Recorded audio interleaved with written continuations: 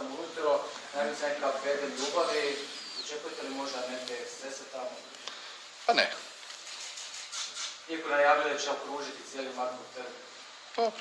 Demokratska država, svako radi svoj posao, mi radimo što mi smatramo da je dobro, korisno za naše građane. Ljudi koji se ne slažu imaju pravo u demokraciji prosvjedovati i to je sve. Kako komentirate ovaj napad što se dogodio, odnosno sukob s antibakserima u Bjelovaru, krite li možda odgovornost političara?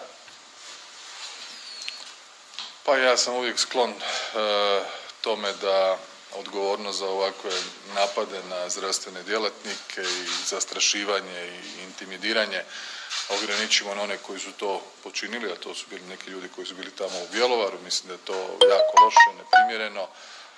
Siguran sam da će policija napraviti izvješće, vidjeti o kome se radi, vidjeti da li ima elemenata za eventualno kvalificiranje nekoga djela za koje bi se gonilo po službenoj dužnosti ili prekršaja.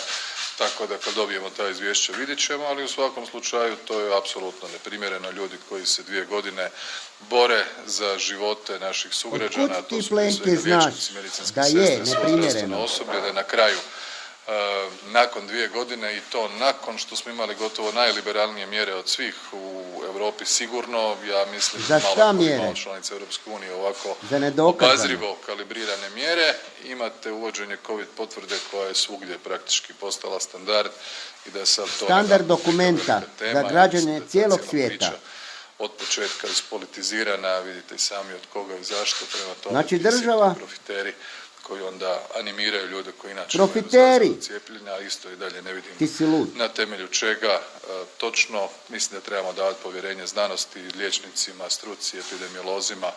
I dokumente da nam izdaje Švicarska. Što manje ljudi bude zaraženo i da što više Hrvata bude živo, pa onda će imati zaštitu svojih ljudskih prava. Stvari su biti vrlo jednostavne, ali evo, tako je kako je. Nino Raspudić jučer je održao konferenciju ispred zatvora u Remetincu. Ti si idiot. Između ostalog i vas, vi ste u tom ovdje u središnjici na trgu